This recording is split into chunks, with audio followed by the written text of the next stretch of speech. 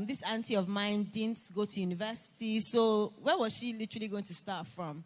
So I spoke to her. I think I was probably about 16 years old or something. I spoke to her. I said, auntie, move to this area. She wanted to move to, I think, Ajangbadi or something like that. And I told her, don't do that. Go to Aja. I don't even know what was in my head at the time. I just said, go to Aja because your children, I was like, your children, I don't want your children to be speaking Ungbati. And this is not shade to people living in those areas, but I was just thinking about, thinking bigger for her. I wanted more for her. I was like, even if you're in like a one-bedroom apartment, that's fine.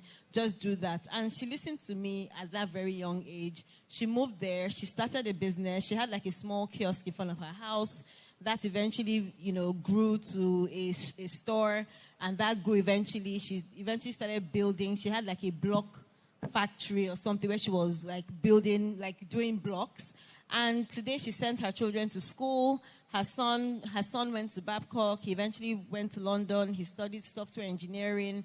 The daughter, same thing.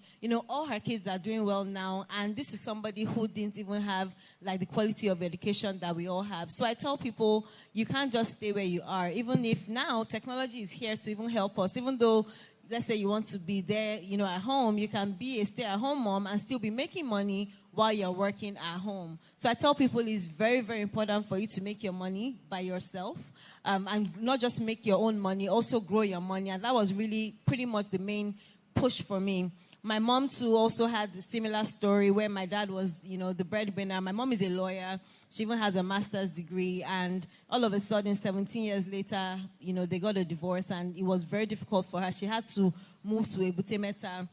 I better pass my generator. I better pass my neighbor generator. It was very, very difficult. And I didn't even know those things existed, and it just made me see life different. And I was like, I have to have my own, anything can just happen to anybody at any time, If it's not that, life can happen to you, you can lose your job or your husband can lose his job and whatnot. It's important for you to have your own and build your own wealth and understand how to grow your own wealth by yourself. And that's the reason why I decided to start Her Economy. And so far, we've helped hundreds of thousands of women to actually grow their wealth. A lot of people who are scared of, taking risks, we break it down for them. We have an app that is very easy for you to access and pretty much start earning interest from the jump. Thank you. Thank you. Thank you very much, Ife. Yes, please, a round of applause. Please, don't be afraid to clap. Thank you very much. What I hear there is you're empowering women, you're liberating women, so we can stand for ourselves even when the unthinkable happens. And thank you very much for that. Arthur, are you settled now? Okay. Arthur, I just want you to speak to us from your own perspective. I know that Wema Bank does a lot with SMEDAN. I know that there's a lot of support for small, medium entrepreneurs or enterprises from Wema Bank.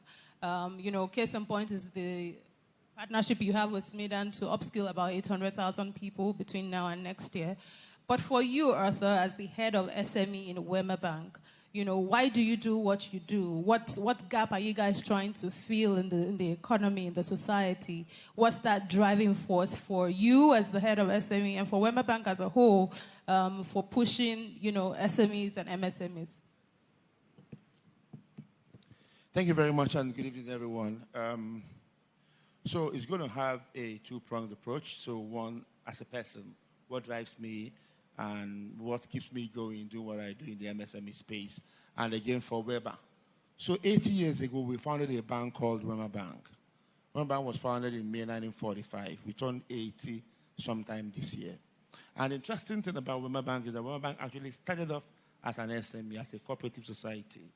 So back in the days, at about that time, we didn't really have a bank that was banking Nigerians. We had the likes of the Barclays Bank and all of that. They were banking the colonial masters.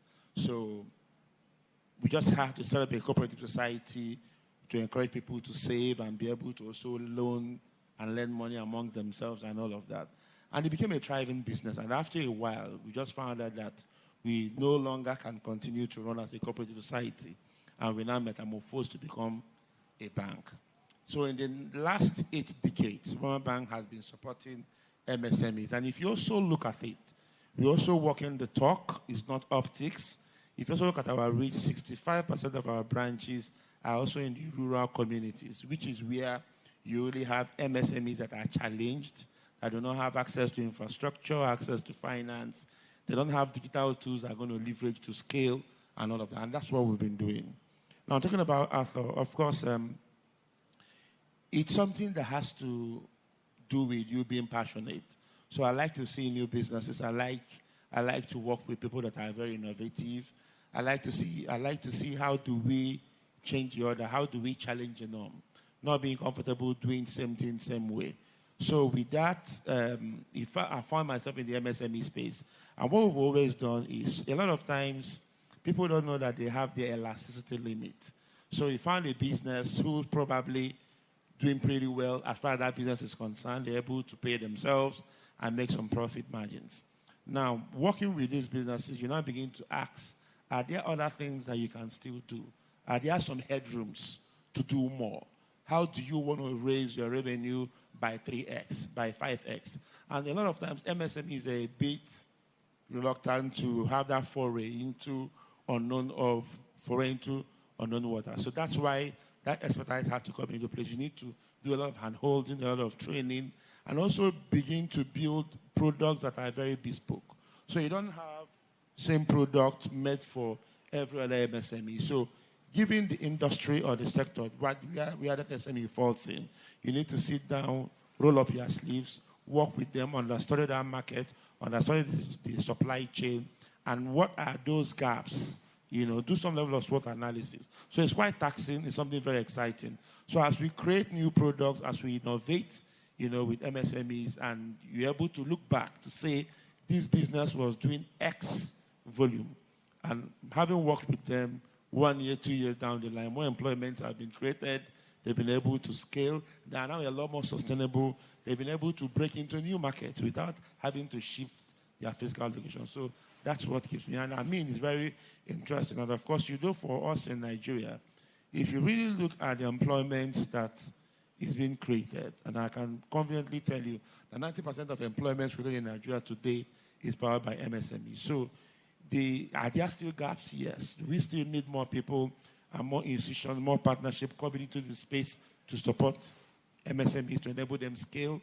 And sometimes it's not necessarily about finance, because sometimes you just do some sort of analysis in the business. You find that there are some gaps in terms of costs, in terms of them being not cost effective. So when you're able to enable them plug those gaps, you also improve their cash flow, and they might not necessarily need to borrow. So it's been exciting working with Nigerian MSMEs.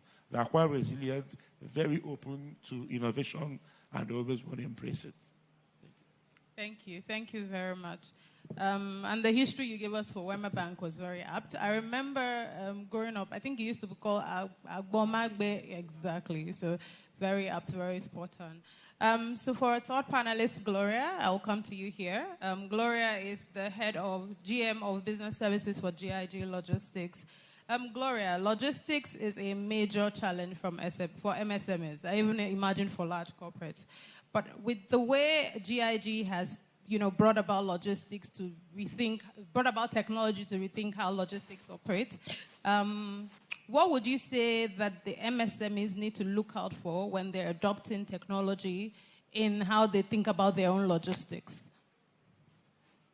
Thank you very much for that question. Good evening, everyone. For GIG Logistics, we are very passionate about our customers. We are passionate about making sure that customers are able to reach out to their own customers. Because at the end of the day, if you have a business and you do not have the right supply chain, that business may get impacted. Now, when MSMEs are looking for ways of digitalization and also looking for ways to scale up their business, there are certain pitfalls that may, mar their business progress. It's important that while they are looking for tools that may help them scale up, they should also realize what's important to them.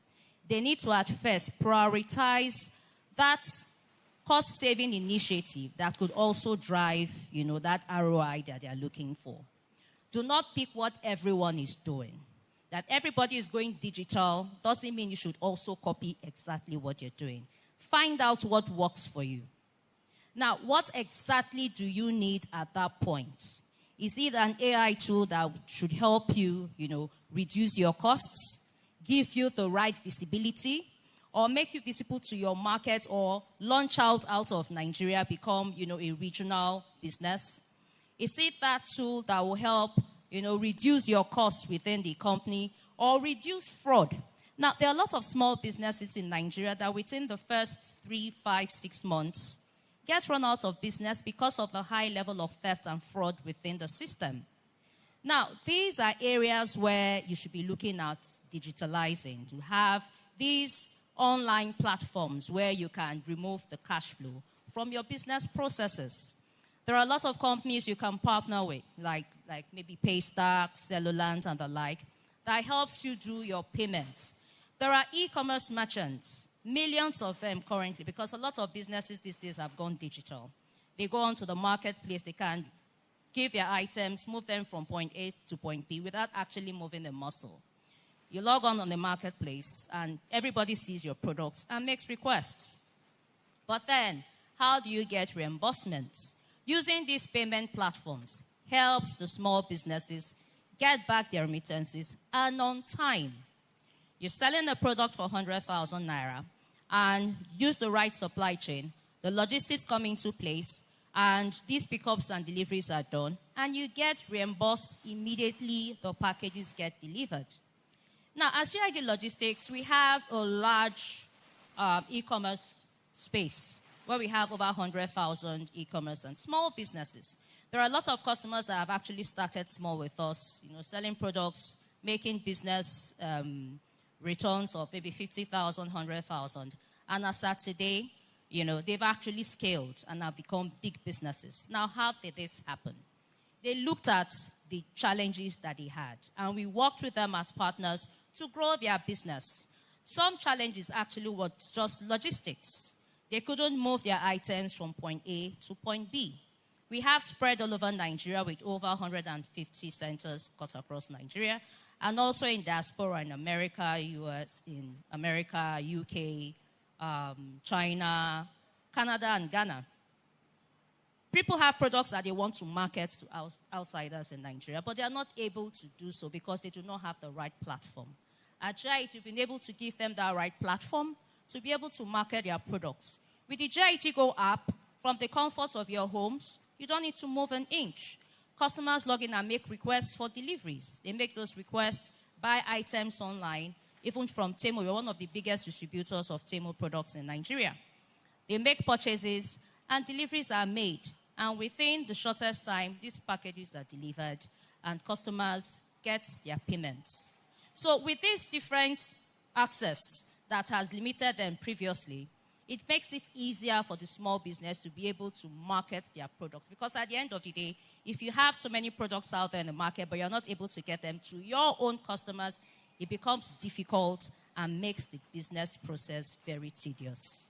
So it's very important to look out for those pitfalls. Look for areas that you can maximize, returns quickly, right? So look for tools that could help improve your own business, and not always, copy what others are doing, but be intentional about finding out ways to modify your own particular business. Thank you. Thank you very much, Gloria. Very detailed. Arthur, if I could just come back to you real quick. Just thinking finance sector in general. For our MSMEs, I think digital adoption is still slower than it should be. I mean, it's getting there. It's gaining traction, but it's still slower than it should be. And, this session is how people can get actionable insights into how they can expand on their business. So what do you think? What practical steps do you think the banks or even the ecosystem partners, the fintech, what practical steps do you think they can take to accelerate digital adoption by our MSMEs? And while we're still on that, what do you think the MSMEs ought to do better so that they can start to adopt technology in what's in their business and their endeavors? Okay, thank you. So, a lot needs to go into it, starting from, partnership. For banks, we also do a lot of partnerships with third parties, with government agencies, parastatals to co-create programs that are digitally driven. Co-creating these programs can be loan programs, can be liability programs, can be capacity development programs. For instance, today we are working with SMEDAN to capacitize 800,000 MSMEs in Nigeria. There's no way we could have done it physically or in person to have 800,000 people come into a room and learn. So we are putting that out there. We have a learning management system where we bring in these MSMEs at their own time. It's a self-paced program where they can also come in and learn and go through several programs, put them under a mentorship program, and after they've gone through that program, we begin to also handhold them to ensure they scale. So that's also a way of adoption. We also try to bundle some of this capacity building program with some level of embedded financing. So when there is financing, it also enables MSMEs to gravitate towards that. Again, serving MSMEs today, of course, we also know that it's easier. Today we have a business in Port Harcourt can be serving someone in Kigali, in London, and all that.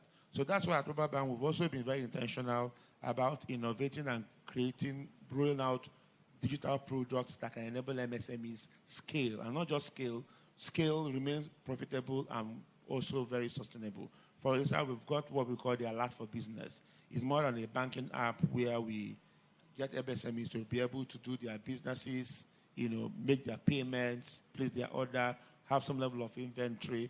We have the Alert app where MSMEs can have a storefront on that platform and be able to collect payments from anywhere, anyone across the globe. So it's also a way of being intentional. And that also talks about digital literacy and being intentional about financially including MSMEs whom are hitherto either underserved or underbanked. So in doing that, also loan programs. Today, access to finance is a challenge. Now, not access to finance, even the cost of accessing finance is also a problem. So when it takes an MSME to travel or a 4 hours journey to get to a financial institution to be able to submit some documentation, probably do a 2 or 3 times of that trip.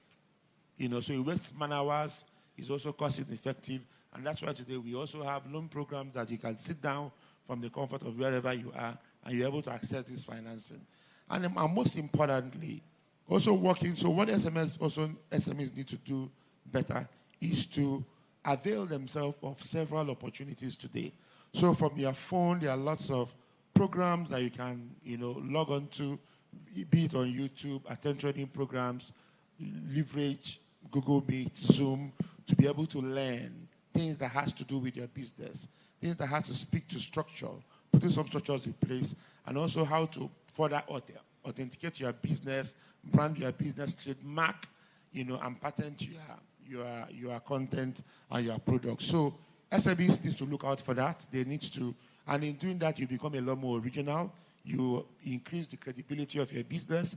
You're able to also scale and be able to serve more markets without necessarily having to start investing in bricks and mortar. So it's a collaboration that has to do with both the MSMEs, the financial institution, government, and also third parties. So each of those partnerships and collaboration being powered and done on a digital platform can also encourage MSMEs to adopt that digital adoption. And of course, before you know it, they get a lot more interested in doing things digitally and leverage digital platforms to scale.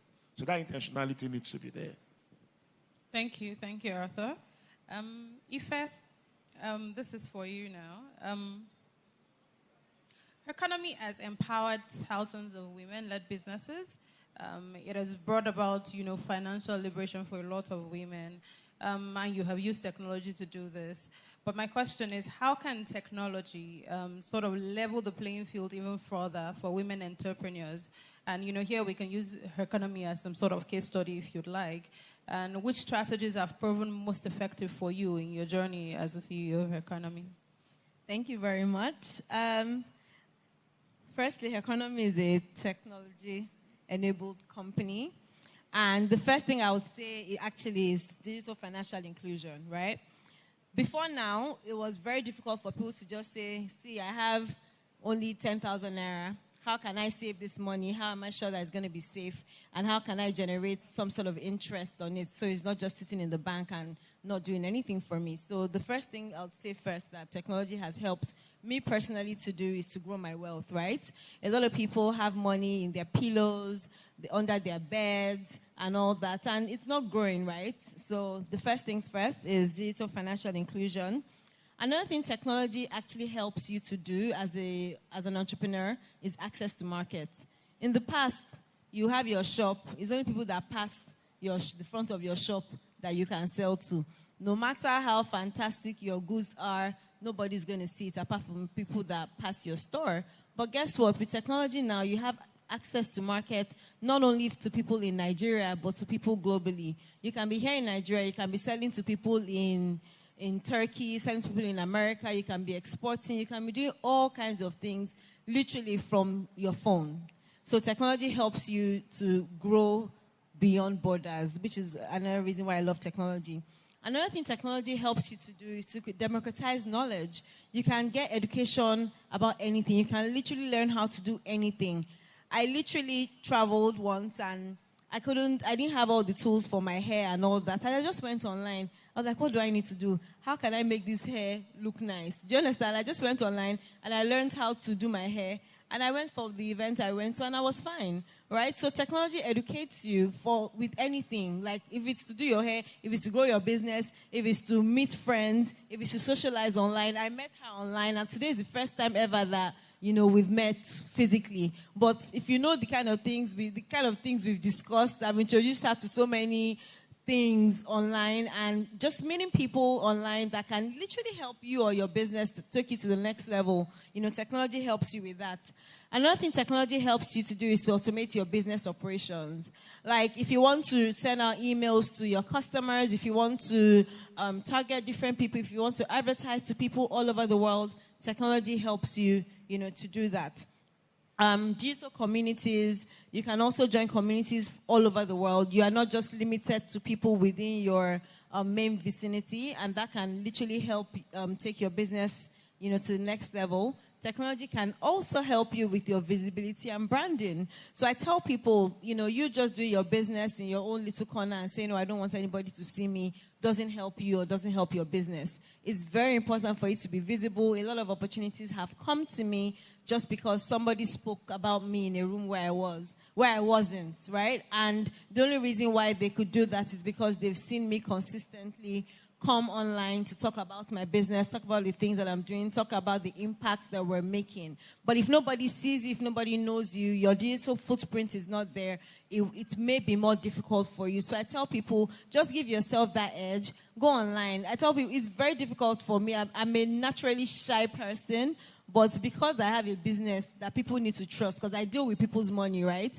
And people need to trust me. So I need to come out online and talk about what I do. So technology would actually help you do that. So you can leverage whatever platform. You don't have to be on all the platforms. Instagram works perfectly for me. Twitter, I run away from Twitter. So choose the platform that works for you. Instagram works well for me. LinkedIn works well for me. And I just, share what I'm doing on there. And that can actually also help you. So those are some of the things that you can do as an entrepreneur that, you can help take you to the next level, leveraging technology. Thank you. Thank you. Thank you so much, Ife. And then while I have that thread of global, I'll just go to Gloria here. From a logistics perspective, what infrastructural gaps, still hinder our MSMEs from competing globally to your mind? And how can this be addressed? Okay, for MSMEs, the infrastructure gaps that are very visible are majorly the tools and the reach, limiting them from scaling. Now, a lot of these companies have the right products, but they do not have the right markets. Now, with the road networks that we currently have in Nigeria, for example, the custom duty issues that we have here and there, it's very challenging for the small businessman to be able to do his business seamlessly within Nigeria. But then partnering with, companies like ours, within the logistics space, and also with companies that are able to provide leverage to these small businesses, they are able to do their business seamlessly. So, for example, An importer brings in his business, his products into Nigeria, and they get stuck at customs. They are not able to clear. That's him bringing in his volume directly within Nigeria. But then guess what? If he partners with a logistics company like us, because of the partnership that we have with the customs agencies and all the other agencies that have to do with importation in Nigeria, those products come into Nigeria, they are cleared, and they are delivered directly to him and also to his customers. Now, a lot of these small businesses may not have, access to the finance to be able to scale up their business. They can actually start small, just invest in low costs, but very important tools that could help their businesses. Instead of having so many servers to build different databases here and there, you can do cloud storage and do the pay-as-you-go option so that as your business scales up, right, you then, access more storage. Then there are various tools, just like she's also said, market outreach, having, social media, online platforms that can help you market your products effectively. Going online, using the different online spaces to market your products also helps in ensuring that, products are put out there and customers are able to get access to these products that are being provided. We have a lot of booths outside this event. Imagine they have taken out time, made the progress down to this venue, and put up their products, and nobody steps in there. That's limiting to these customers, and it will be very disappointing for them because the essence of them coming to display their wares is actually for marketing and for sales. Now, imagine somebody have thought of putting up all those products online and doing a digital video of those products. It goes as far as even way outside Nigeria for people to make requests for those products that are right here at Federal Palace Hotel under our noses, and they are making sales. So even when people from here do not visit the booth, they're already making sales because they have that online platform that is able to give them that reach and that leverage to be able to have a wider audience and also scale up their business effectively. Thank you, Gloria. I think in wrapping up this session, it would only be apt that I discuss, sort of the elephant in the room, AI, artificial intelligence. So I will start from Arthur, and then we'll come to Gloria, and then Ife will close us up. AI is transforming industries globally. There's talk everywhere, AI is coming. So for our small businesses in Nigeria, what would you say the first step is? Or what is that very little, that practical step that you have to take to leverage AI in growing their business and getting their business more efficient? What is just that, that simple step you think they need to take in preparation for the artificial intelligence? Okay, so, when small businesses hear AI, they tend to run away. They feel it's too techy, is not cost effective, it's going to be expensive. Unfortunately, it's not, and AI is relative. It's actually leveraging digital tools and solutions to do your business differently. So, and there are lots of either free tools or tools that you can even co-locate, have like shared services that you can actually work with your colleagues and leverage them to do your business. Some of those tools are even right there staring in front of you on your mobile phones. So for us, for example, in Wema Bank, we've got what we call the Alert Pay. Alert Pay is a payment platform and a digital tool that we give to MSMEs where they can actually have a storefront of their business and be able to showcase their business to several people, millions of people across the globe. They're able to collect and receive payments. There are little other, inventory management solution, accounting softwares, office assistants, little AI to help you even to organize your itinerary for the day. You can actually have it all planned out. You don't miss your meetings. You have things like note taker. So when you're in a meeting, whether it's physical or digital, it helps you to take notes. And at the end of the day, it summarizes those notes and give you actionable items and action points that you need to leverage. And with that, you see that you're able to work smarter, you're a lot more efficient, and you're able to do decisions, even things around customer experience, feedback from your customers, things like chatbot, even WhatsApp on its own, WhatsApp for business. you can also leverage it. So it's not about starting big. You can start small, leverage those tools, get better insights, get feedback from your customers, know when your product is also hitting a maturity stage, because the next thing, it begins to decline. So when you leverage these tools and also join communities, if you're an MSME, you're a baker, join the community of bakers where people have cross-fertilization of ideas. You're able to learn from your colleagues what they are doing differently. Even things around, okay, someone is making bread or doing meat pie. His own meat pie is better than mine. So it could be that there could be some AI that, helps him to know what's the quantity of nutmeg I need to put here, egg, and all of that. So you also need to be open-minded. You need to research. You have a WhatsApp on your phone. There's Meta AI. So you can even ask the AI some question as to what you do. The AI is like your body. So it is something that we need to know that life and the world has shifted. And you need to move with the time. Because if you also don't innovate, you're also not going to be able to scale. And that's why you see some MSMEs when they start, within the first 3 years, 4 out of every 10 businesses that start up die.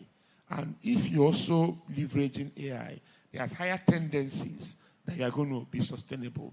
And you also know when you also need to extend a hand of partnership, to have some partnership that you can bring in to be able to do your business. Thank you. Gloria, same question. How can our MSMEs leverage AI to expand their business? Just quick practical insights that you think you can share.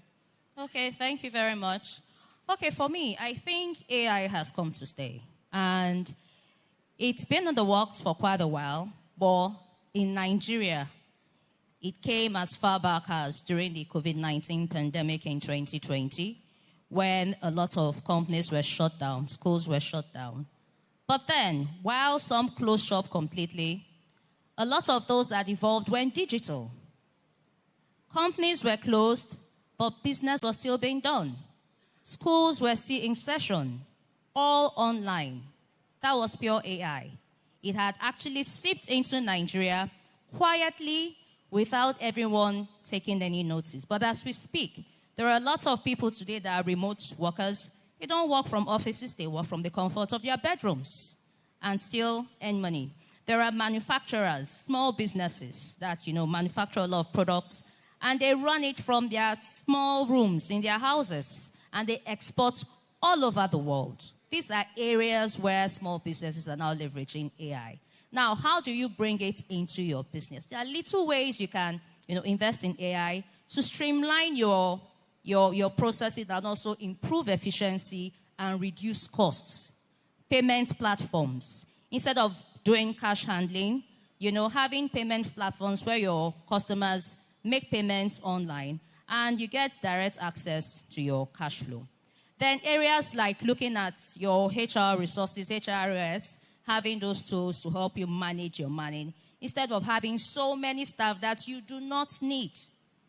This AI help you take better data-driven decisions, helps you track the performance of different products that you have. So it tells you which products are doing well in the market, which regions those products are doing well, and to also help you channel your energy into where to do better marketing and also be able to have more sales from your products.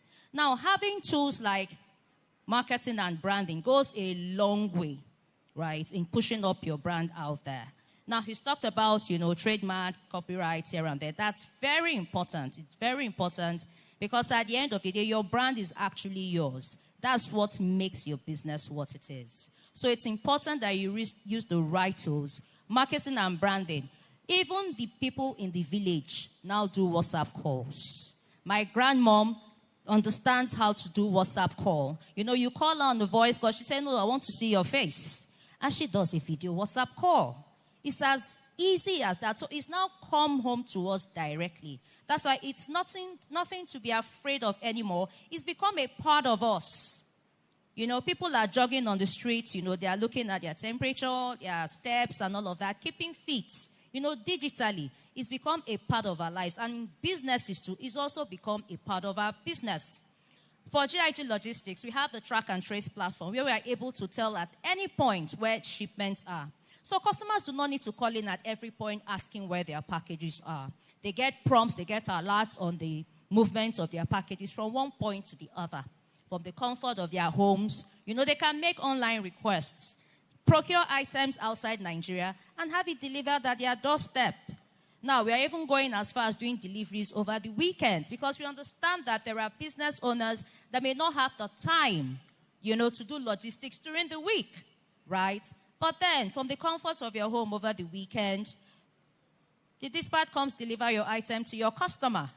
And that's money in the bank. So there are so many little ways we can actually use AI tools to improve our business processes and also make us become more efficient and have better operational processes. Thank you, Gloria. Thank you. And then finally, Ife, what's your take on this? Thank you very much. They've actually said it all, but what I would like to add is you can actually use artificial intelligence for your business in terms of like your customer service. So not everybody has to get on a call. Not everybody needs to call to actually speak to someone. So the first point of contact can actually be your AI tool. You can name it whatever you want to name it. And once they contact your company, they can easily solve their problem without actually speaking to anyone. Not only does that help your customer or solve problems faster for your customer, it also makes your customer happier because, one, they're not wasting their time trying to speak to somebody and all that. And it's also helping you with your business because you don't need to hire so many people within your customer service team. So once the AI is trained very well and you input all the information properly, the AI will solve, or tool will solve whatever problem or most of the problem, first-level problems with your customer. So that helps your customer and it also helps you, as a business. You can also use artificial intelligence for your content marketing. So we have our comms officer who's here from my team, and I tell her all the time, see, ChatGPT is your friend. Go ChatGPT, talk to it, ask it whatever questions, come up with content, that will be useful, to our users or our audience. You can even tell the tool, okay, this is my actual target audience. How can I speak to it in a Gen Z way to make it easier? And, it will come up with Gen Z terms and, slogans and all that. That, will be very interesting. So we're cracking your head and all that. So you can build, fantastic social media calendars and all that. And so that's just to mention a few that they hadn't spoken about before. So I don't take too much of your time. Thank you. Thank you. All very great responses. I think the summary is AI is our friend. AI is your business partner, your strategist, your everything. Use AI. Thank you very much for the session. I think to wrap up, I would say that, today has shown us one thing, and not just this session, from the beginning of this conference today, that showed us that technology, innovation, and collaboration are no longer optional. They're essential for our growth and our efficiency as MSMEs. From fintech and digital payments to policy to inclusion to logistics, everything now is embedded. Technology is embedded in everything. It's no longer optional. We have to understand it to thrive. From the panel, what I will just say that I want us to take away is the key action from when Arthur started. What he said, you have to start small. Just start. Anyhow, just start, right? Solve real problems. Adopt digital tools. Don't be afraid. Collaborate where it counts. Join communities. Ask questions. Every big change starts with one bold step, and then we need to take that step today to shape the kind of future we want for our businesses. On behalf of SMEDAN and the convener of this conference, the Director General, Charles Ordi, I want to thank you all for coming. I want to thank my panelists, Ife, Gloria, and Arthur. You guys have been phenomenal. And to our audience, thank you for your energy, for your resilience. It's late, so I know that staying this late is some sort of resilience on your path. It shows your commitment to wanting to grow your business and wanting to grow our economy. And I hope that however small you've gotten nuggets from us today that you can use to expand your business, not just within the shores of Nigeria, but just also globally. I want to charge us today to take those ideas and turn them into action. We'll see you tomorrow. Thank you.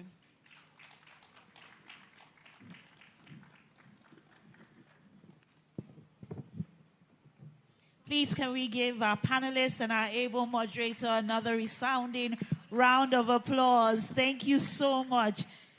A lot of you stayed back. You're the OGs, really. Thank you. And so many insightful gems that were dropped. I think the paparazzi want to do their thing with the group picture. So, yes, please, big smiles. And if you're taking pictures, remember to tag us at SMEDAN.gov. Make sure you're using our hashtag so we can see all your lovely content. So we're moving to the semi-finals. Yay! If you're a semi-finalist, make some noise. If you know that you're going to win, your applause, your cheering, your voice will be the loudest. Hey, it's 30 million more. Is it biz? That is big money. Oh. Hey, if you give me, I know what it will do to my business. So thank you very much for staying behind. I know our judges are waiting, and we're going to have the pitch session. Remember, this is the semi-finals. Tomorrow, it concludes with the grand finale, and tomorrow is day 3 of the National MSME Conference 2025, envisioned by SMEDAN. So please, please, please put in your best and make sure that you keep to time. So everything you need to say, make sure you have it said, so that when you hear the time go, you are not like, I wish I had said this and said that. You know, that's the key to pitching. You put the most important information forward, because once you grab the mic, trust me, you can be talking and you think, oh, I only spoke for 2 minutes. No, sis, bro, you spoke for 5 minutes, 10 minutes. So please make sure that you articulate your offering in a very concise and precise manner. So we're preparing our tables for our impartial panel of judges, our esteemed panel of judges. Where is our Mr. Moderator and our accurate timekeeper and the co-debaters? If you grew up in Nigeria, you know that that's how we introduce ourselves when we're getting ready for a debate competition. But now it's the pitch competition. And just like Daniel said, over 20 million worth of cash prizes are up for grabs. So please put in your best. I'm going to introduce our judges and the order in which we will be presenting. So please do pay attention and take note. So our finalists, first of all, the order in which you'll be presenting. Number 1 will be Mercy Sweet Foods. Mercy Sweet Foods. Number 2 will be Dara Signature Foods. Can we give them a round of applause while she's announcing them, please? If we can go from number 1 again. Guys, we have 20 million naira up for grabs. I don't think that the energy in the room reflects that amount. Ladies and gentlemen, there is 20 million naira to be won. Madam Isabella, if you can go again from the top. And as she calls all the participants, please, can we have a resounding round of applause for every single one of them, because you're all winners. Yes, I trust you, Daniel, to remind them that it's not small money that is up for grabs. Yes, we have Mercy Sweet Foods. Please, you can keep clapping. You can keep clapping. Keep honoring them. Come on. To present in second position will be Dara Signature Foods. Right after that will be Back Eats Africa, Back and Moen Limited. Warm round of applause. Then we have Whoopee Yarn Limited. Woo! If you won't clap and give me ginger, I'll give you ginger. Next we have Cornerstone Beddings TM. Woo! Helen's Footwear. Zanitecture Recycling Company Limited. Then we have Yemite Multi-Concepts Consulting Limited. ABS Sparkles. Woo! I love the ginger, the energy. And the 10th and final semi-finalist to present will be Expressional Afro Designs. Woo! I love it. I love it. Okay, I'm going to call up our judges. And that applause, you know, was for yourselves, but not for our impartial panel of judges, our seasoned, our esteemed panel of judges. the men and women of timber and caliber. All right, please put your hands together. Give it up for Oluwatodimu Oluwole Oni, Regional Head, West Nuremberg Asset Management. Warm round of applause, please. Oluwatodimu Oluwole Oni, Regional Head, West Nuremberg Asset Management. Woo! Energy, energy, ginger, ginger, applause. Next we have a director at SMEDAN in the person of Dr. Bumi Kole Dawodu. Woo! Give it up, give it up, give it up. Okay, then we have the Chief Operating Officer, 715 Capital, Ifeoma Manye. Madam Isabella, you know what's quite striking for me? You know, we're calling the judges, the people that are going to decide whether you make money or not, whether your business is going to grow or not. See, if I was an entrepreneur pitching today, I'll be jumping, I'll be rolling, I'll even greet them and say, Ma, remember me. So as the judges are coming out, please, I want the entrepreneurs to have so much energy that the floors begin to shake.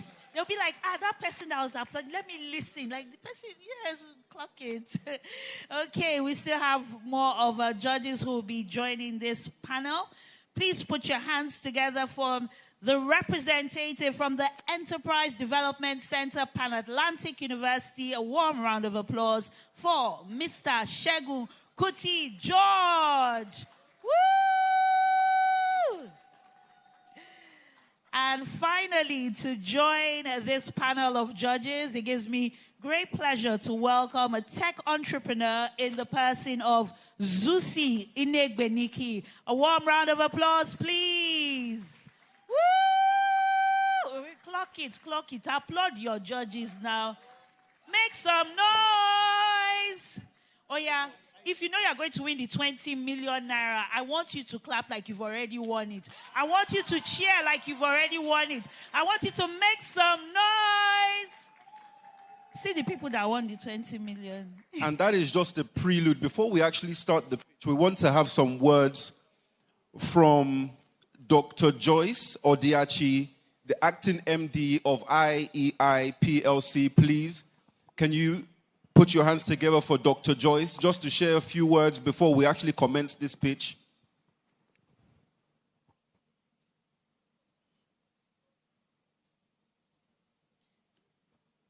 Okay. I guess we can move on then. So entrepreneurs, are we still in the building? Entrepreneurs, are we still in the building? Amazing. We have all our judges. I believe we have all our judges. So we'll hand over the microphone and they will tell us the judging criteria and how long each of the semi-finalists has to present. It's very important you pay attention because if you know what they're looking for, you give it your best foot. You put in your best foot forward. So can we have one of the representatives from the panel of judges to just share a word or two? And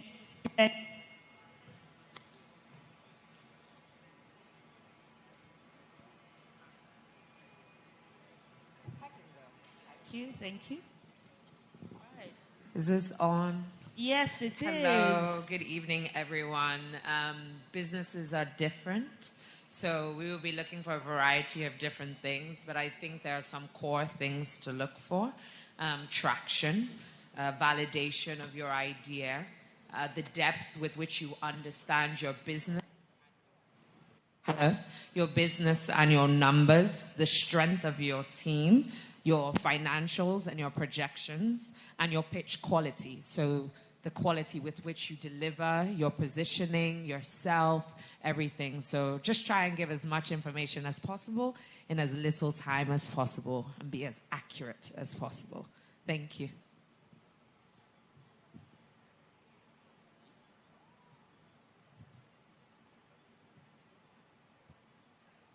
Please, ladies and gentlemen, can we welcome to the stage the CEO of Mary Sweets Foods. Mercy Sweets Foods. Let's keep the applause going, but I know you don't want to clap for your competition, but let's keep the applause going.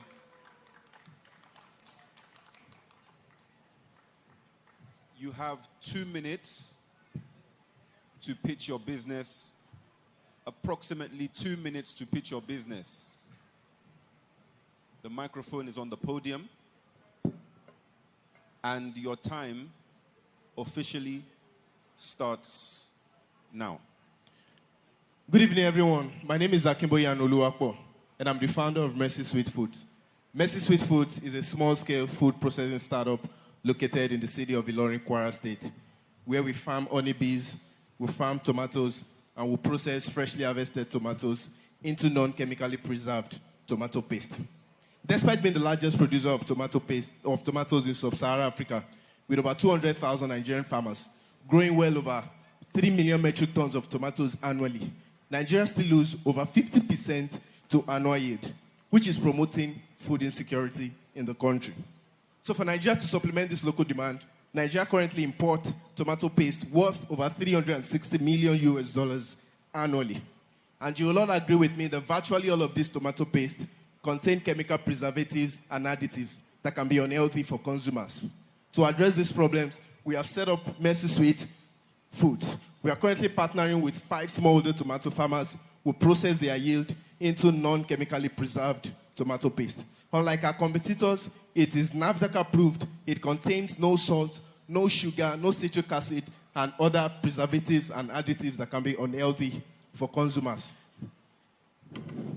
Imagine as beneficiary of this grant, the seed funding will grow a long way to scale up our production capacity from a 0.2 kg to 1,000 kg processing capacity, and would also provide more jobs and opportunities for people to increase rural livelihood, promote food security in the country, and also the well-being and health of our customers.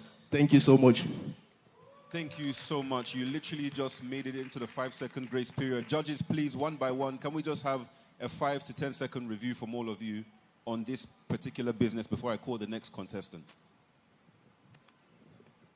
Sure, that was a great pitch. Well done. You definitely know your numbers. You gave us great stats. You didn't validate why you are the right person to do this, found a product or found a market fit. Thank you. If you had said, I have 10 years of experience in agriculture, I think it would have given more credence and authority to the great numbers you shared. So that's my feedback for you. Thank you so much, ma'am. And the rest of the judges, please. 5 seconds, 5 to 10 seconds. Okay. Feedback on the business. So for me, well done. But I'll just, would have preferred to hear more about what you currently do as per numbers.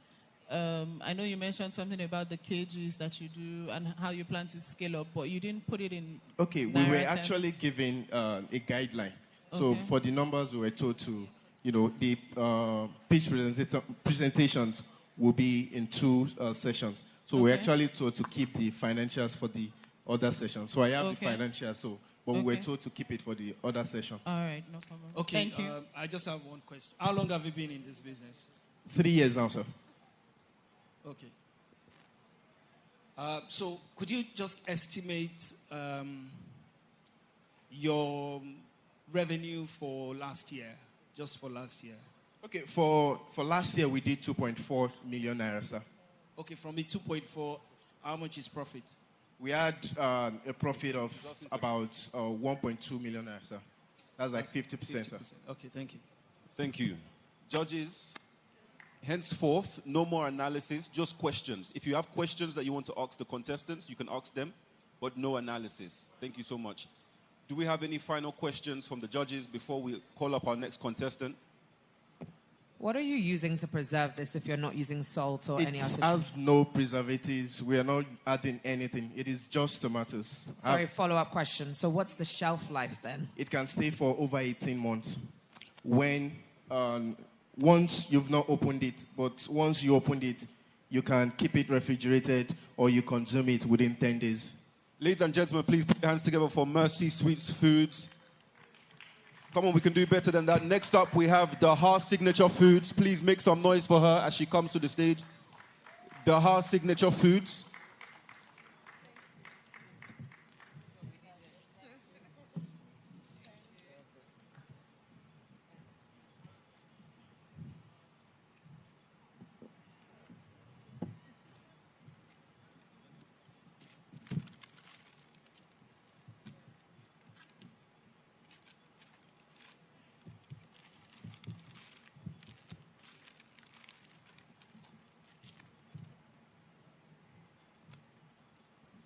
Amazing.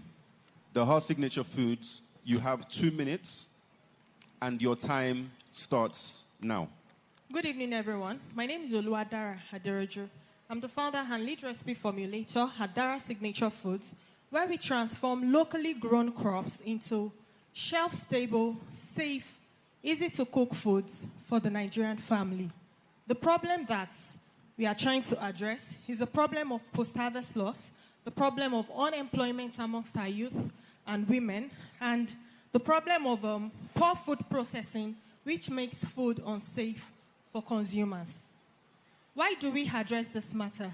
The issue of farmers' post-harvest loss brings about food spoilage and wastage, which eventually causes hunger and food scarcity. Farmers' low income and unemployment brings about economic hardship. Poor food processing brings about sickness and sometimes death. As solution, we have a wide range of products that caters to every member of the Nigerian family. We have our sweet potato flour. We have different variants of powdered pap. We have plantain flour and so much more. Our raw materials are locally sourced from small rural farmers, thereby reducing post-harvest loss. Food safety, high-quality foods for local and international consumers. Supporting agro-processing and market access increases farmers' earning and brings about employment for our women and youth. Our target markets include busy professionals and busy non-professionals, supermarkets, retail stores, diaspora markets, and corporate clients and white label.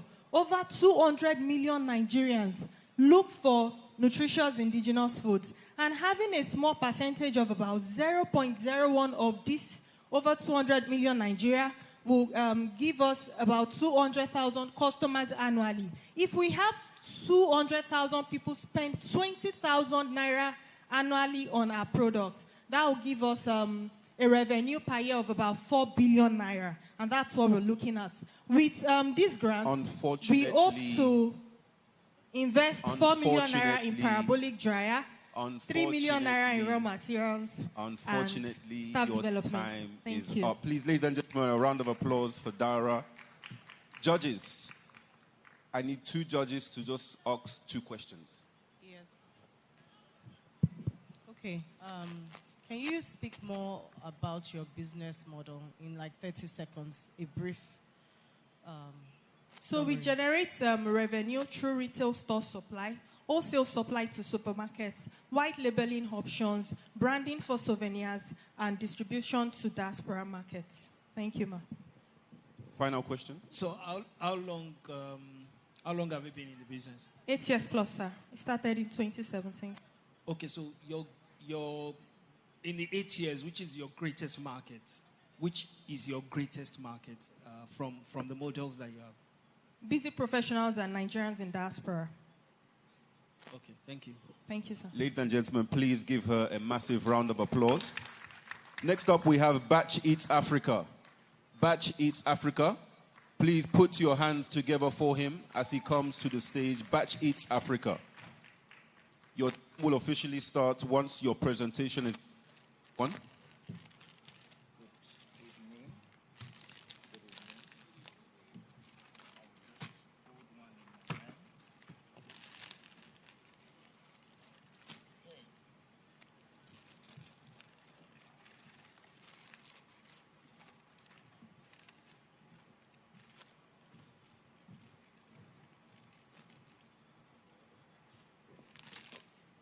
One, two. All right. My time starts now. Not yet. Wait for your presentation. If not, I would cut you off before time. Your time starts now. All right. Good day, everybody. My name is Okoli Valentine, and I'm the CEO of Batch Eats Africa. Before I start, please, who can tell me who invented Gary? Anybody?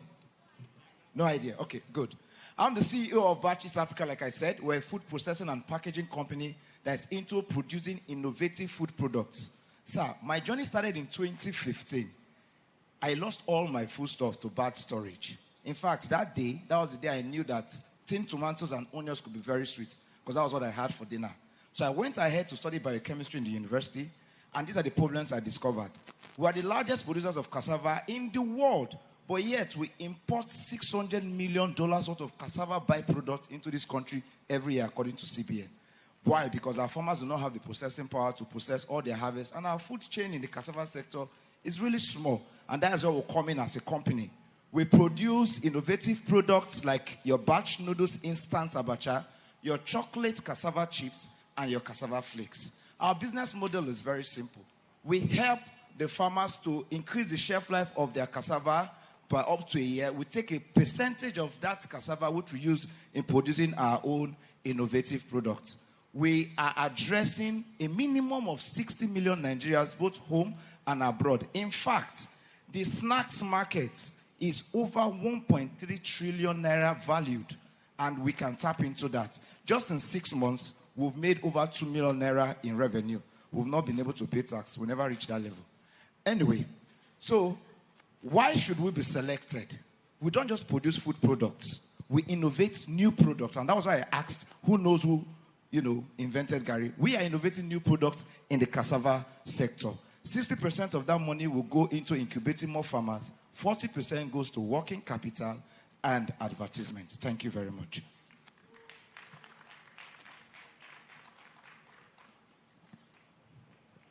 So, judges, if you would want to try cassava flakes, I promise you we are NAFDAC registered. Unfortunately, okay. Your time is up. Yeah, please, I'm done. 2 judges to comment. Questions from 2 judges, please. So what's your plan for scaling your products over time? Plan for scaling our product? Okay. Our plan to scale the product, we are currently building a cassava processing hub, where we'll have more machines there to incubate more farmers into our projects, the free processing project. So 60% of it goes to that. Then for us, the remaining 40% goes to scaling up in production, in advertisements, and all that. And in 2 years, we should be able to achieve that by 20%. Oh, wow. Because the farmers are not really, we need to do much of education and all that. Okay, just curious. Where's the location? In Abuja, sir. Okay, all right. We are located in Abuja. How do you remain defensible against your competitors? Okay, now, interestingly, we are the first to produce this type of product. So we have first movers advantage. The people that we are close to are those that do noodles in so I think we are going with the SMEDAN, think big, start small, and prosper. Thank you so much. Please put your hands together for Batch Eats Africa. Let me just reiterate that each contestant has 3 minutes. What of is 2 minutes to pitch and 1 minute for questions. Please put your hands together for Batch Eats Africa. And let's also welcome Whoopi Yon Limited. Whoopi Yon Limited. Please give her a round of applause. Give them a round of applause as they come to the stage. Whoopi Yon Limited.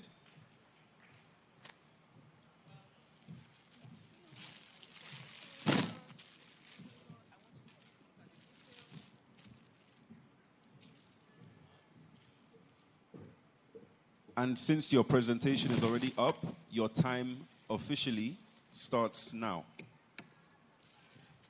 Good afternoon, everyone. Good afternoon, judges. My name is Omobolani Afolashade Adedeji.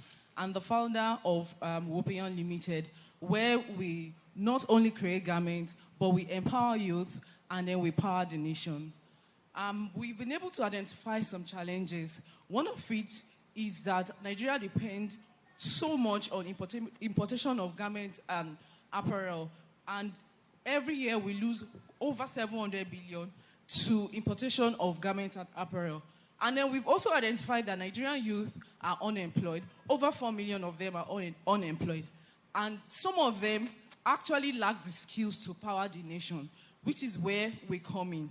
We've also identified that a lot of micro SMEs are fashion businesses that are looking for reliable and sustainable garment manufacturers in Nigeria that can produce for them in batches, which is where Whoopi Yon also step in.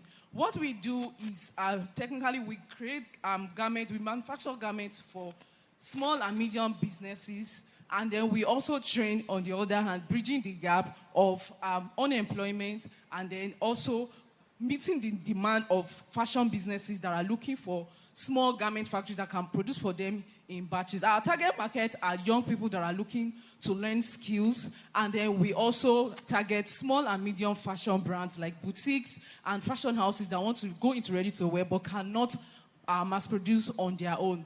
Our streams of income are from garment manufacturing and then training fees. We also mass produce for companies that want to create uniforms or brand their products. We serve, what makes us different is that we not only teach our students a classroom, but they have access to manufacturing. Unfortunately, that is all we have time for. Please, ladies and gentlemen, a round of applause for Whoopi Unlimited. Please, can I have 2 judges to ask questions, if there are any? Okay, can you just run us through your processes from sourcing to production? You have less than 30 seconds. Okay, so we source fabric from the local markets. I try my best to encourage our brands to source, because sometimes they bring in their fabrics, but when we are the one sourcing fabric for them, we source from the local markets such as OJ and Shaki for Ashoke, and then we also source from Ankara fabric from our local market. But sometimes we do not have control over where our people source their fabric. Okay. Then after that, another question, please. Yes. What is your greatest challenge? And then how do you now think that you want to mitigate against this challenge quickly? Okay, so our greatest challenge right now is the inflow of a lot of cheap garments into the country. It makes it difficult for us to compete sometimes with them. But however, what we've been able to do to mitigate this is that we focus on high quality manufacturing of garments, different from the mass production that is going on. Some of them are not.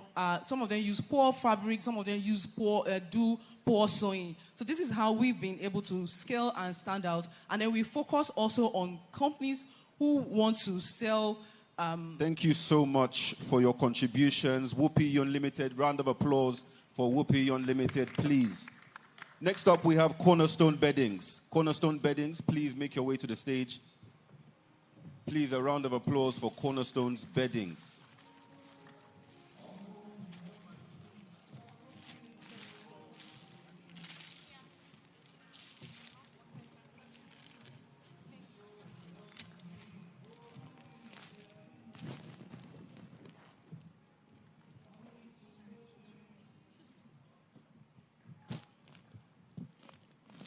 Cornerstone Beddings, your time starts now. We are on a mission to make sleep more affordable, available, and amazing. I am Temida Yaguleke, the founder of Cornerstone Beddings. A couple of years ago, life happened to me. I said that I slept on the floor for a couple of months, and that greatly impacted my health. According to Center for Disease Control, 1 in every 3 adults suffer from sleep problems. This is due to poor sleep is a rising public health issue, and this has been linked to chronic diseases like the heart problem, diabetes, obesity, mental health, and even increased accident risk. That is why at Cornerstone Beddings, we produce and provide high-quality, durable sleep and bedding solutions such as pillows, duvets, bed sheets, even mattresses. We custom make for individuals and homes, and we mass produce for wholesalers, hotels, hospitals, and we also export outside Nigeria. In fulfillment of SDG 3 and 12, what makes us different? We offer free expert-led webinars to, we bring in medical experts to teach people on sleep health. We give free duvets on every orthopedic mattress that is purchased. No company does that in Nigeria. We give free pillows on every mattress purchased.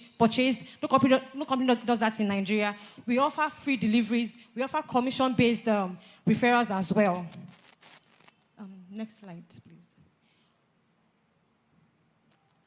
People that we serve, like I said, we serve 18 to 55 individuals living in suburban and urban areas that are middle to high income earners. We sell directly to customers, business to business. We export outside Nigeria. We also, traction. Okay, so winning this grant will help us to acquire a land where we can set up our factory, because where we are using presently is getting smaller. And then we intend to have a larger factory and also bring in fiber blowing machine, pillow compressing machine, so that our products can be compressed enough and it will increase our export capacity. Unfortunately, that's all we have time Thank you for. so much. Please put your hands together for Cornerstone Beddings. Judges, 2 questions, please. Okay. You said part of your model is to export, right? We are already exporting. You're already exporting. To which countries? Ghana and South Africa. Ghana and South Africa. Yes. Okay. Yeah, and then you don't think that, okay, maybe moving from Nigeria, of course, has to go through Benin, then Togo, then before you get to Ghana. Yes. Which means that for some of these, your inscriptions on the label, you also need to translate to French. Okay, so because we don't have yet a customer in Togo, which is a French-speaking country, we send directly to Ghana. We package and send to Ghana, where we have over 10 distributors. And in South Africa, we have only 1 for now, because of the logistics reasons. Any more questions from the judges? It's not mandatory. So what is the exact problem you're solving, and how is it different? How do you differ? How do you differentiate your product from, say, Muka Foam, your competitors? Okay, so first of all, like I said, we offer free medical. We do webinars where we bring experts in the medical field to train and teach people on health. So before you even buy, like, say, for instance, mattress from us, if you say you want to buy orthopedic mattress, because we had people complain, it's too hard, it's too this and that. So what we do is, you have a medical report that says you should buy. If the answer is no, then we recommend semi-orthopedic or the regular mattresses for you. Ladies and gentlemen, please clap for Cornerstone Beddings. An amazing presentation. Thank you. Those are the first 5 businesses, and I think what sticks out to me is the problems that all these businesses are solving in society. Well done. Well done to all of you. Please, can we have Helen's Footwear, please? Helen's Footwear, please, to the stage. Round of applause for Helen's Footwear. As quick as you can, please. Helen's Footwear. Please, gentlemen, as quick as you can, if you can assist her. Thank you. Please keep making some noise for Helen's Footwear. Thank you. Thank you. I know the competition is fair, so you don't want anybody to look like they're doing better than you, but try and encourage everybody that's coming up. I know it can be a daunting experience.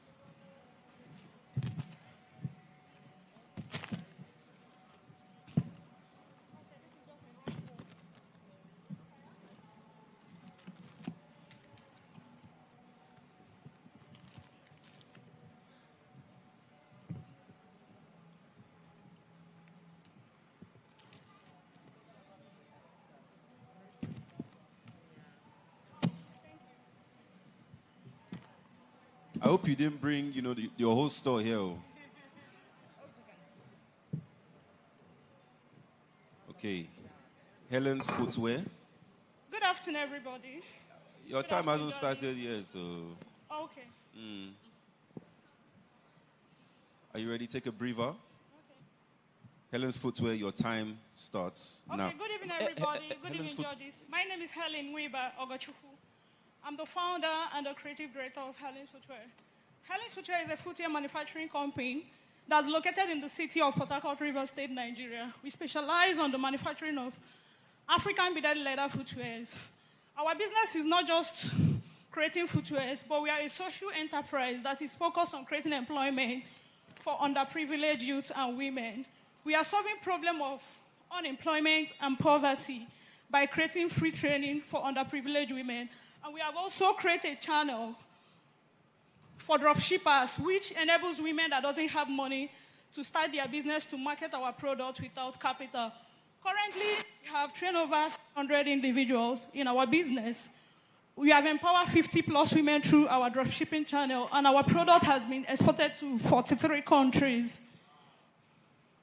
Okay, our target customers are fashion-conscious women between the age of 30 to 35. Average income earners. We also cater for boutiques, malls, and international buyers and organizations. the footwear industry worth over 457 billion. And the niche for beaded leather footwear is 380 billion.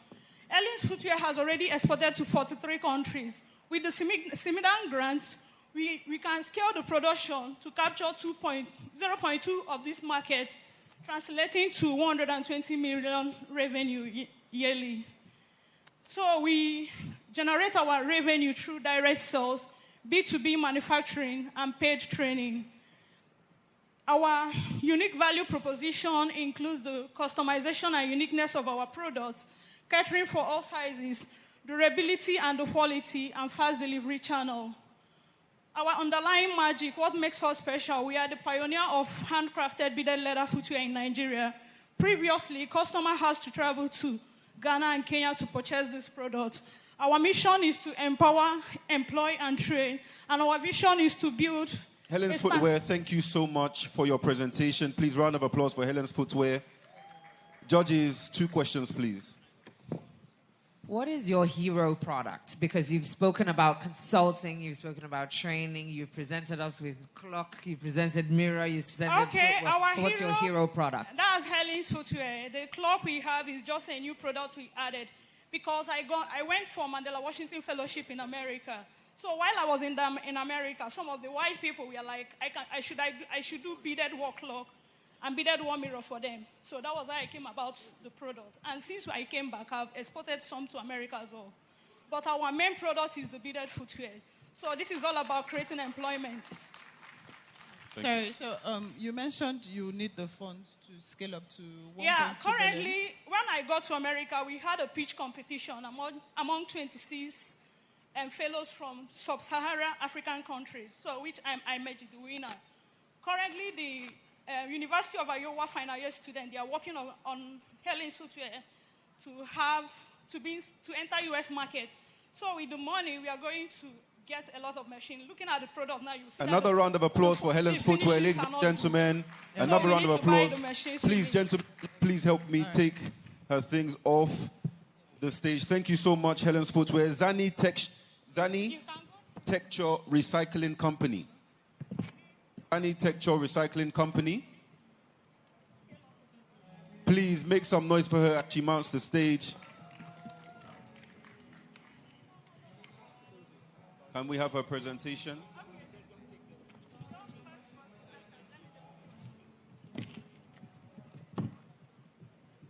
I think Madam Helen has taken our microphone. Proper Port Harcourt woman. Okay. Picture a community where waste is an headache. Tires pile up on both sides. Plastic clogs the drainage and the environment pays the price. What if this waste could be transformed into something value? By empowering the communities, providing jobs, and protecting the planet. That is the world we are building at Zanitecture. In one sentence, we turn the problem Nigeria wants to forget into the solution communities need. Hello, dear judges. My name is Kadri Lawal Zainab, the team lead and founder of Zanitecture Recycling Company Limited. Nigeria generates over 32 million tons of waste annually, and less than 20% is properly recycled. Tires are burnt openly, plastic clog drainage, and communities lose money, lose health, and lose potentials. Here is where Zanitecture comes in. Next slide, please. We collect and process and upcycle tires and plastic bottles into eco-friendly furniture, interior decor, work pieces for schools and offices. Here is what makes us truly different. We don't just recycle, we redesign. Next slide. Our target market are the eco-conscious homeowners, SME and offices, schools, NGOs, and urban youths interested in investing in sustainable communities. Next slide, please. We operate a hybrid model through direct product sales, custom projects, training programs for women and youth on upcycling, and partnering with other recycling communities and organizations. Next slide, please. What makes us unique is true design innovation, circular impact, and community empowerment. Here are our team members. Next slide, please. Zanitecture is more than a business. It is a solution, a movement, and a proof that sustainability can be stylish, profitable, and community-driven. You are not just funding a business. Rather, you are funding a sustainable and greater, better, and Nigeria for a sustainable future. Thank you. Thank you so much, Zani Tekcho. Judges, 2 questions, please.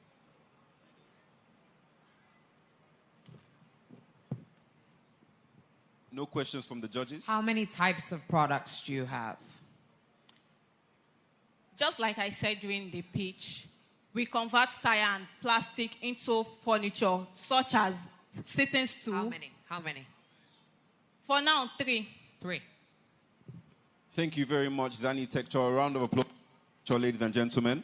Next up, we have Yemite Multi-Concept Consulting. Yemite Multi-Concepts Consulting. Please, round of applause for him.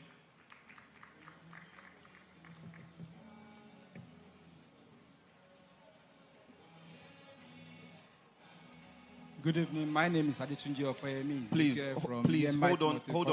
hold on.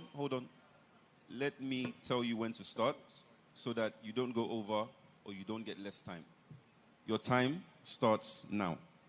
Okay, good evening.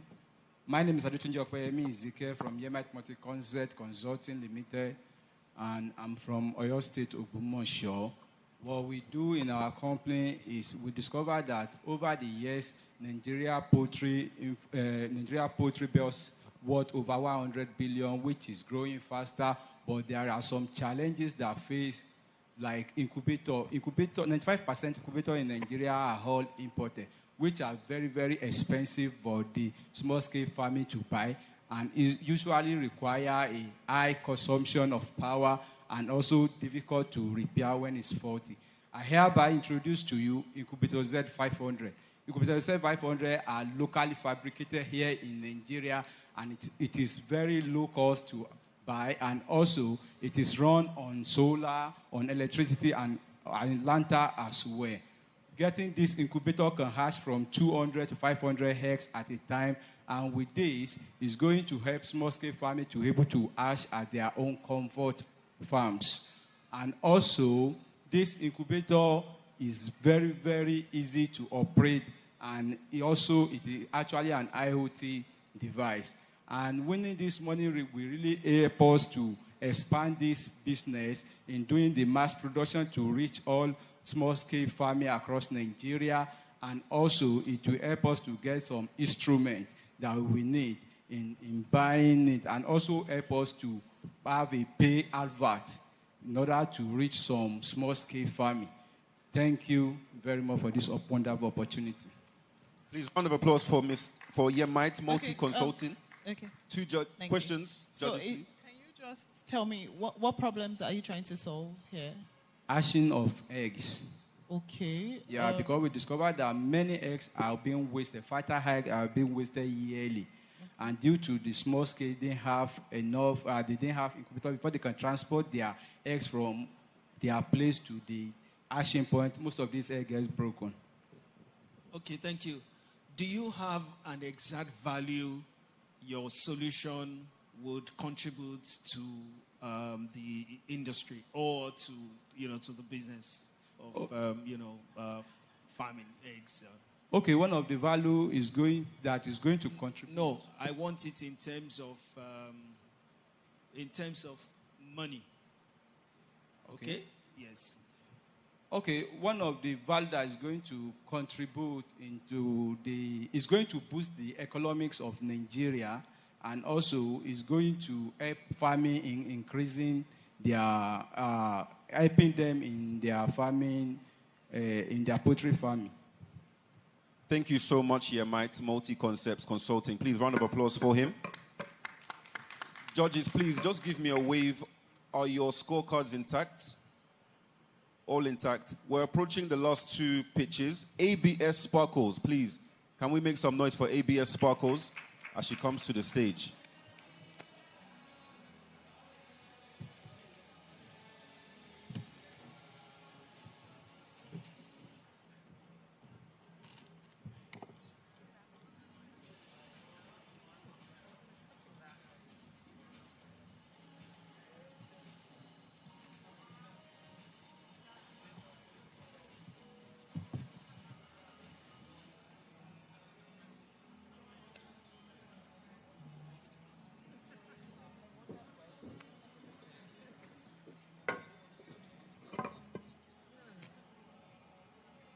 Globe.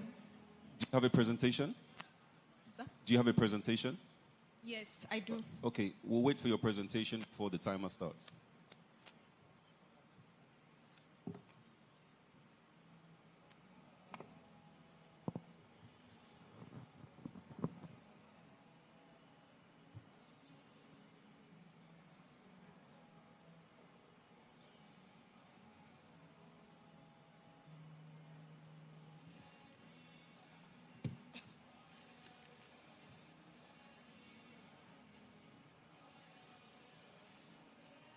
A brief question for the judges.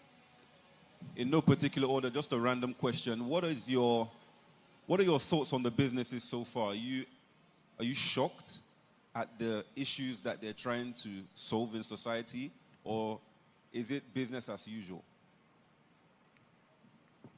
Well, for me, I think that it would have been, total for us to then, grade based on their strength, understanding of the market, and then finances. But of course, finances has to go, the numbers have to go till tomorrow. So halfway, I still struggle because, I want to see the numbers, I want to see the financials. That's it. But again, they've done well. I can already tell that you're the money man. Please, man. I'm encouraged by the impact-driven nature of a lot of these businesses. They're not just revenue generating and producing products. They're trying to impact societies, which I think is great. Thank you so much. ABS Sparkles, your time starts now. Have you ever washed your clothes and felt your hand peeling, or cleaned your kitchen and noticed that your skin is dry? Over 230 million of Nigerians silently face this every single day. Good day, distinguished SMEDAN judges. My name is Bolanle Success Adeosi, founder of ABS Sparkles Home Care Factory, a Nigerian brand producing safe, biodegradable, affordable, and environmentally friendly cleaning products. Next slide. No, this slide. All right. A 2024 study in Osho State found that 94.1% of households use toxic cleaners. Imported eco-friendly products are too expensive, while many local options are poorly formulated, limited skills in eco-friendly cleaning products, non-biodegradable packaging, contaminate our soil and water. That is why I created ABS Sparkles, safe, affordable, and environmentally friendly cleaning products. Our products are tough on germs, but gentle on people and the planet. We do not use formalin, unlike some of our competitors who use that to extend the shelf life of their product for 6 years. We make use of citric acid and vitamin E, which gives our product a shelf life of 4 years. Because why? We prioritize health above profit. Next slide, please. Okay, we partnered with a recycling company that pays their customers when they return their containers. We've trained 40 women and youth in eco-friendly cleaning products. So, next slide. So there is high demand for cleaning products. I'm sure everyone here would have used a soap today or any of the cleaning products. Next slide. All right, this grant will help us to scale our production. It will help us to get our NAFDAC and HSO certifications, because this is an urgent need for the brand at this time to thrive. I have invested time and money in learning digital marketing, e-commerce, Paystack, in order to put this brand on a global stage. So this grant will help me do well with that. Thank you can check so our proven much, track. ABS Sparkles. Thank you so much Join for your us time, to please. make this brand a global Round of brand. applause Thank for you. AB Sparkles. Can we have comments, questions from two judges, please? So, just briefly tell us, what are your areas of distribution at the moment? So, I hear you mention Paystack and all of that, but what have you done to push this market to the market? Push this product to the market? All right, basically what I do, because I said in my presentation that I've spent money to learn digital marketing, I create content, post, then after, basically on Instagram, and on LinkedIn, I just probably, LinkedIn is kind of professional. So just talk about how these products can help offices, tell people about their health, cleaning, and all of that. So apart from that, offlines, I have some well-packaged documents that I go to hotels, go to schools, eateries, car washes, and tell them about my products. Give them samples. Give them discounts. That is basically how I sell for now. Thank you. Okay. You said in your pitch, you said you partnered with recycling to do what exactly? All right. So when my customers return their containers, they are rest assured that it's either they get paid or they get a discount from me. And it is because of these Eco Heroes recycling companies that helped me to achieve that. Thank you. Round of applause for ABS Sparkles. Please, your products. Next up, we have Expressional Afro Designs. That is the last contestant for today. Please, round of applause for Expressional Afro Designs.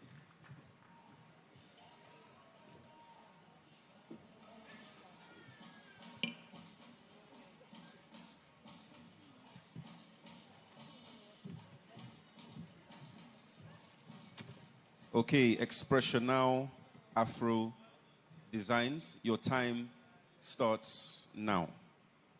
I traveled 100 kilometers from the city of Abeokuta, Iluaro, to bring you unusual in Afrocentric fabrics known as Adire. Exceptional is an indigenous African textile designs, print, where we transform handmade cultural artistry into evocative contemporary garments for a global audience with a mandate to grow Nigeria, to wear Nigeria, and on a mandate to paint the world with Adire. The problem we're trying to solve, the crisis of identity, we discovered that the lack of promotion and sustainability of indigenous African textile designs and print, and the lack of authenticity and transparency in verifying the cultural origin, quality, and production. Why does it matter? The erosion of cultural heritage, we discovered that ours, as Nigerian, don't actually wear that which is ours. We prefer to go for designers, from foreign countries, which is actually eroding, and we are actually missing the economic ability. Now, our artistry means transparency and customer satisfaction. What we offer? We offer premium contemporary African garments and textile made from quality Adire and Asho Ofi. How does it work? We're in a cultural partnership with custodian, and this art of Expressional, I travel around the world in different countries of the world. I started Expressional in 2006 while an undergraduate, and we have traveled and we have made so many exhibition trade fairs to, just like we are yesterday at SMEDAN, fashion and food, to ensure we project made in Nigerian fashion. Now, what makes us different? What makes it different?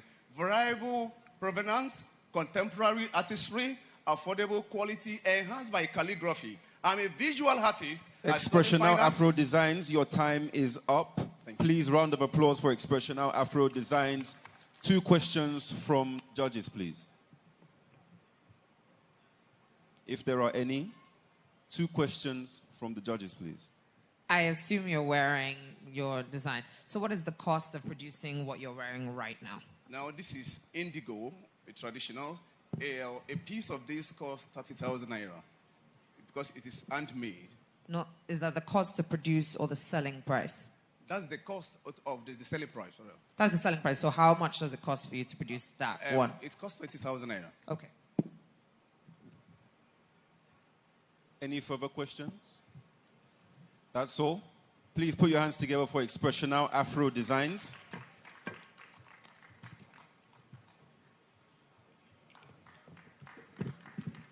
And he was our last contestant. First of all, ladies and gentlemen, can we put our hands together for our judges, our amazing judges, for their constructive feedback and amazing questions. And I also ask all the entrepreneurs to stand up so that we can give you a round of applause that you deserve. Please, everybody in the room, give these bold entrepreneurs an amazing, resounding round of applause. It's one thing having passion. It's another thing actually being able to sell that passion. So well done. Congratulations.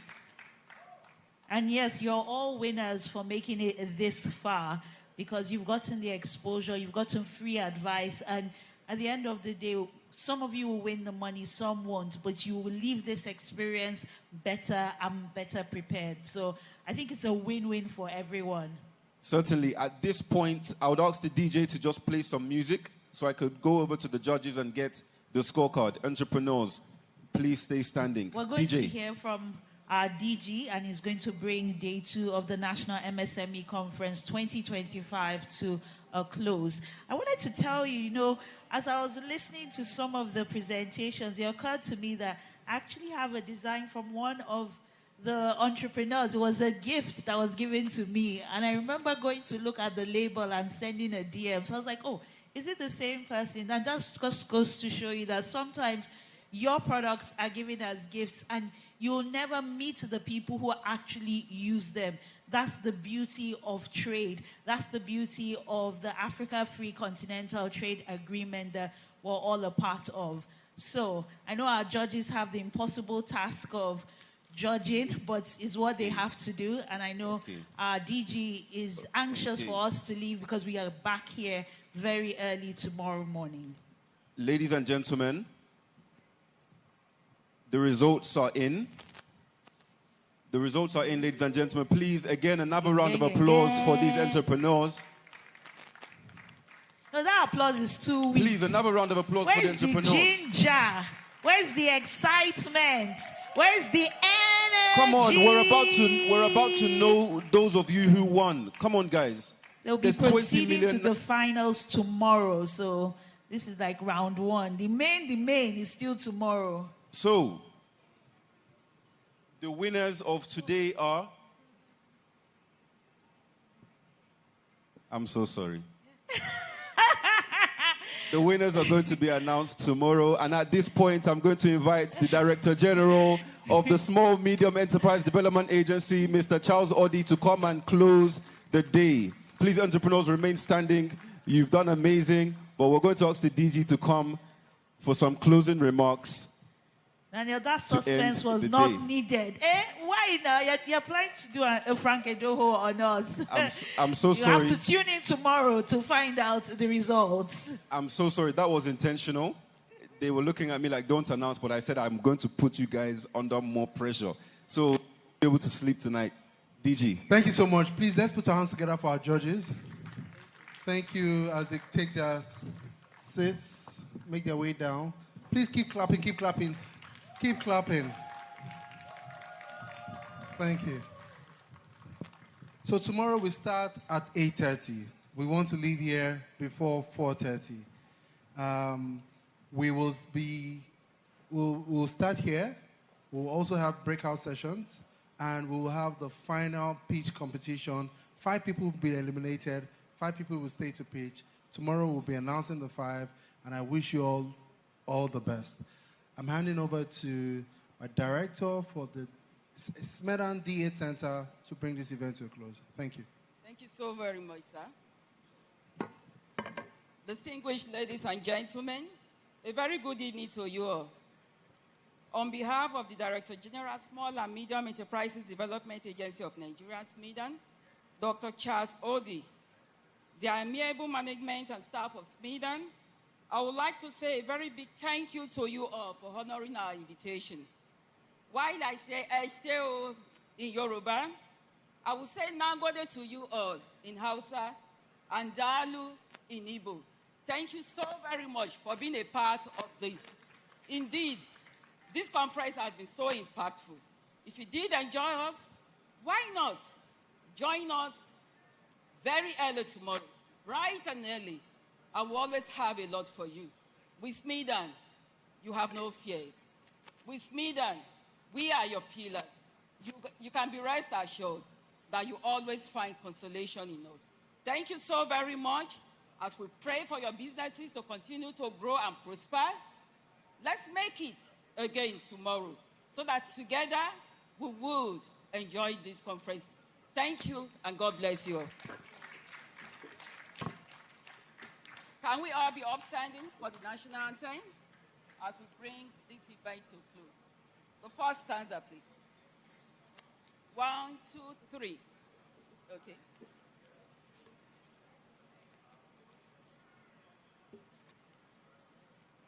Are we all ready?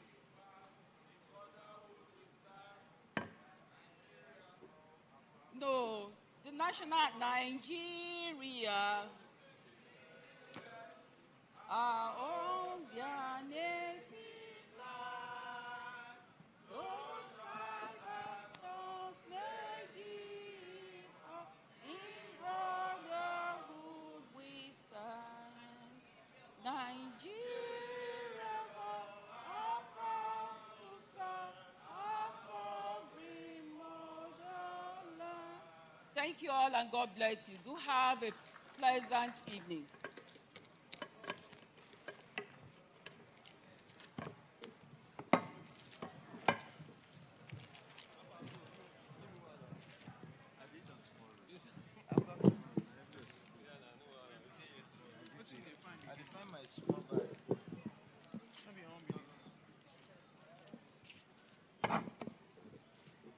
Please, we're coming back bright and early at 8:30 a.m. tomorrow. Please get your rest. We wish you journey mercies back to your various destinations. Bright and early, 8:30 a.m. 20 million still up for grabs. Still more conversations to be had, networking, and of course,